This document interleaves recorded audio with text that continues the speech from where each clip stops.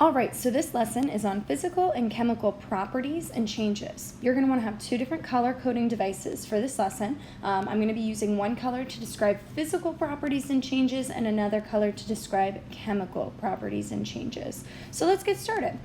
Physical properties, I'm going to use blue for that. Physical properties are properties that can be observed without a chemical reaction. So anything that I can observe without having to react to substance is a physical property. So for example, some things that I can observe without a reaction. Color, odor, whether or not something is very dense, so density. I can I can measure that, I can feel that in my hands. I can feel whether or not something is very bendy. The scientific term for that is whether or not it's malleable. Ductile is another word we use to describe whether or not something is very bendy or durable. It can be stretched out really thin, like Laffy Taffy, without breaking. If something is not malleable or ductile, we might describe it as being brittle. Another property that I could observe is the word that I need to use, is conductivity. Conductivity may not be a word that you're familiar with, so I'm going to provide a little definition over here on the left. Conductivity is the ability for a substance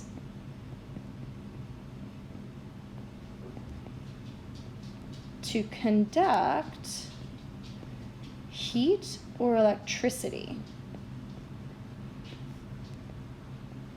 So for example, metals are typically good conductors. They conduct electricity, which is why you don't stick forks in outlets, and they're really good at getting hot quickly, which is why we use them for pots and pans and cooking. The other physical property is solubility. I can observe whether or not something dissolves in water without having to put it through a chemical reaction. So solubility is a word that we've talked about, but I am still going to provide the definition over here just as a reminder because it's still an unfamiliar word for us. Solubility is once again just the ability to dissolve. And dissolving is not a chemical reaction. Dissolving is what we call a physical change, not a chemical change. So all of these properties can be seen, once again, without a chemical reaction, which is why we call them physical properties. Chemical properties are going to be the opposite. So I'm going to use the color red to describe chemical properties. Chemical properties can only be observed during a reaction. So if I can't see it outside of a reaction, it's a chemical property. So what are some things that I can only see during a reaction? A popular one is flammability. In other words, whether or not something is flammable. Lighting something on fire or igniting it is a chemical reaction. I can't tell whether or not something's going to react to a flame unless I introduce it to a flame. Toxicity is another one. Whether or not something is toxic to you is a chemical property. Toxicity is just how something is reacting to your body, or how your body is reacting to that substance. But I can't tell if my body's going to react poorly unless I see how it reacts and put it through the reaction. Corrosion is another one, but corrosion might not be a word that you're familiar with, so I'm going to provide a definition for corrosion over here. Corrosion is the ability to decay. Think of an example being rusting. When I leave a nail outside or it gets wet, I start to see rust form. In other words, it's corroding. That is a chemical change or a chemical reaction. I can't tell whether or not something is going to be corrosive or not unless I give it the opportunity to corrode. Reactivity is another chemical property. Some substances are very dangerous because they're very reactive.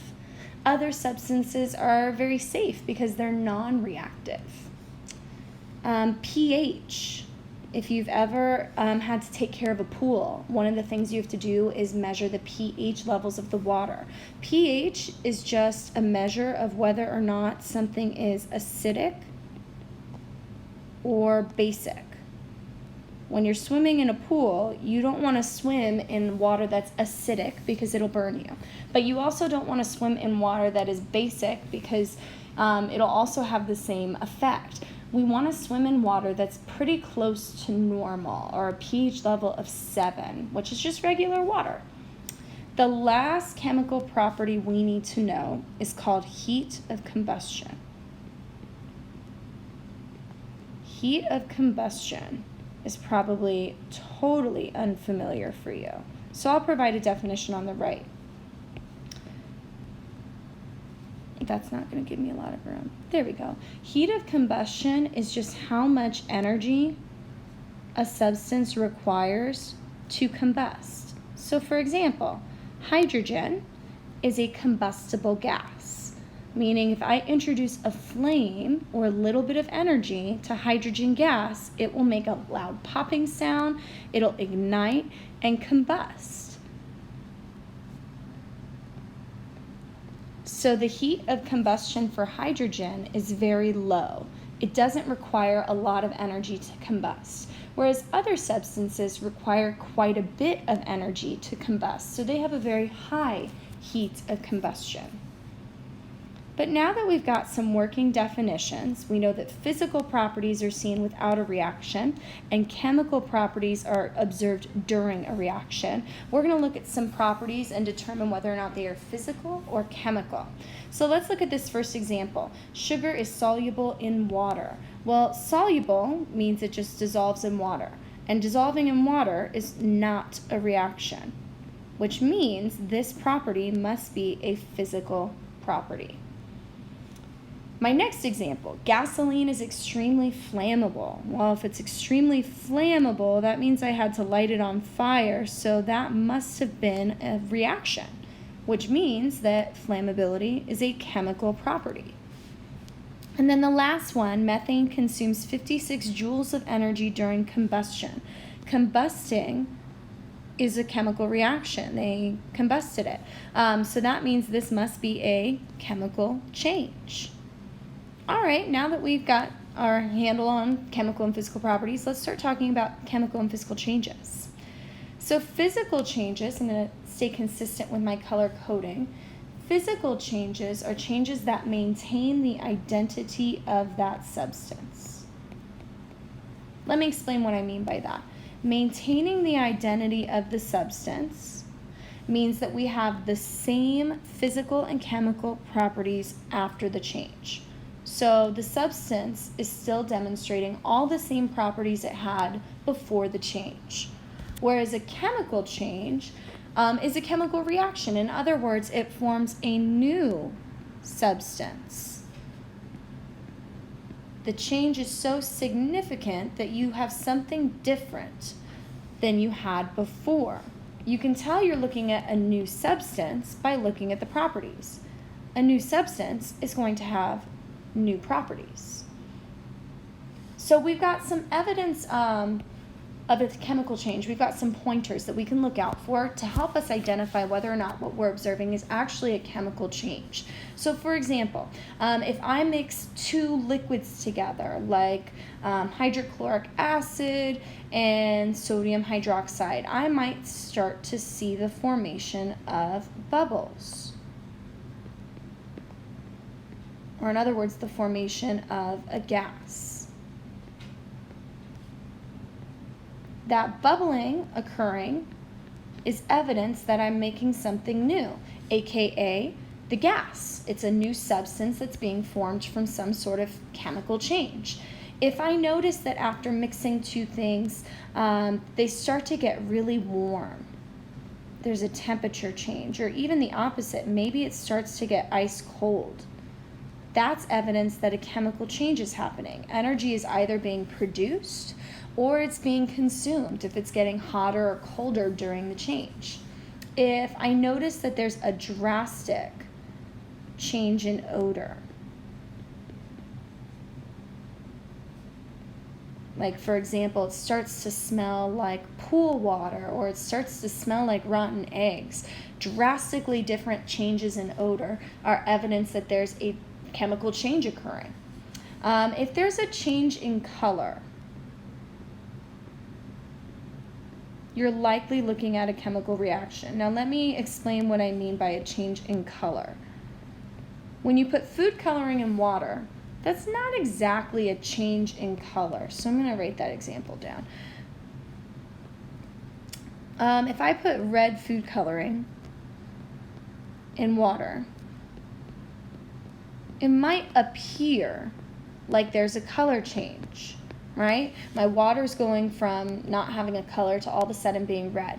But if you think about it, the red food coloring was red before I mixed it with water. And the water was transparent before I mixed it with the food coloring, meaning it would take on the color of anything I put it in front of. It was clear. So even after mixing it with the red food coloring, it is still clear.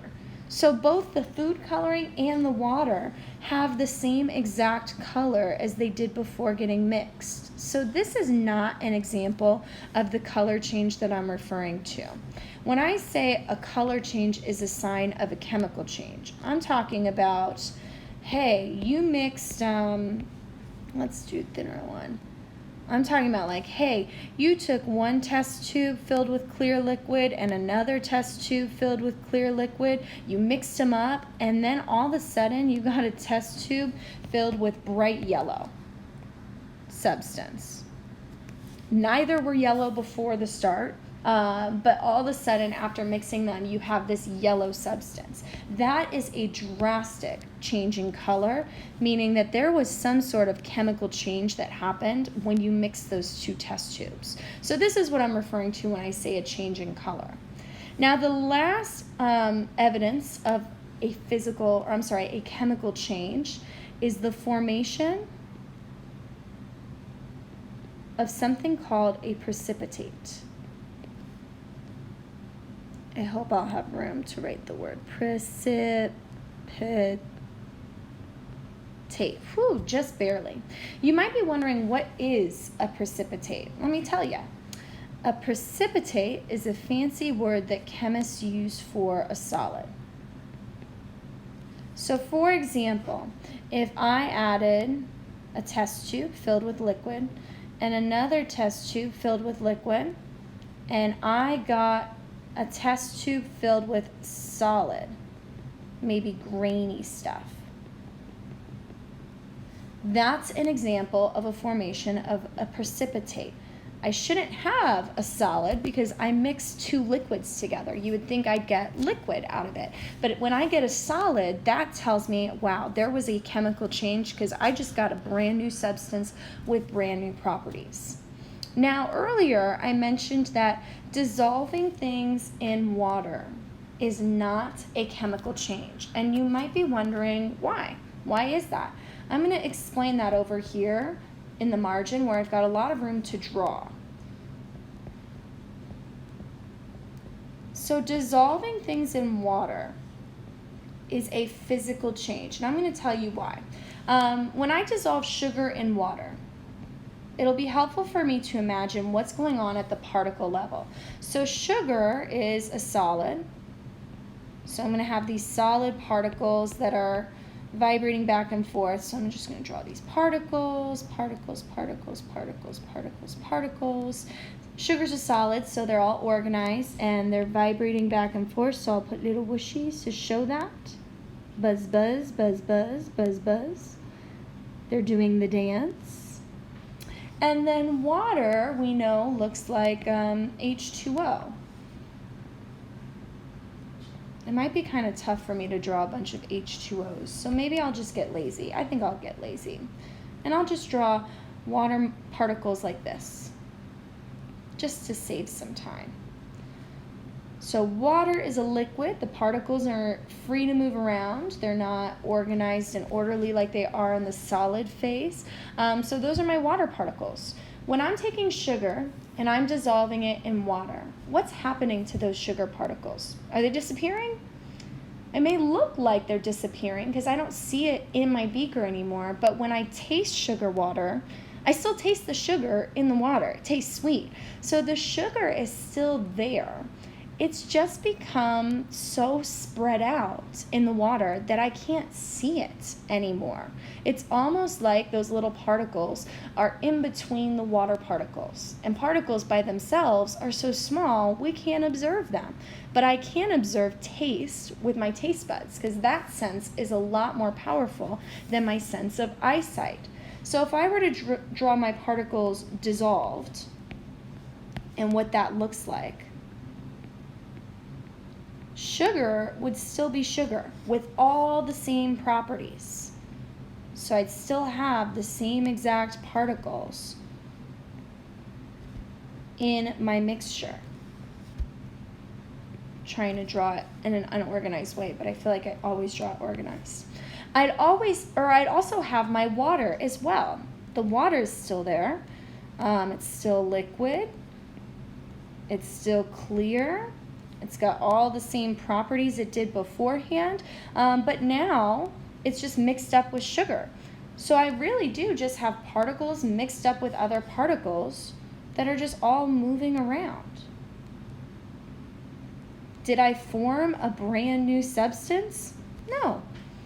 I've got all the same substances that I had before I dissolved the sugar in water, and I can tell because they have all the same properties. Sugar is still sweet, water is still water, and that's the definition of a physical change. Everything maintained its identity. So the moral of the story is that during dissolving, you're not seeing a change in substance, you're just seeing particles spread out. Nothing's disappearing, nothing's getting changed fundamentally, everything's just spreading out and getting mixed together. So we've got some working definitions for physical and chemical changes and working definitions for physical and chemical properties. Let's apply that to sorting some of these changes into physical and chemical changes. I'd like you to do this as a try. So go ahead and pause the video. When you're ready to check your answer, unpause. All right, I'm going to assume if you're listening to this, you're ready to check your answers. So let's start with figuring out what my physical changes are. So dissolving food coloring in water. I'm just going to use my highlighter to identify. Dissolving food coloring in water is a physical change. Solubility is a physical property. Burning wood. Burning wood is a chemical reaction. Lighting something on fire is chemically changing it, so that's a chemical change.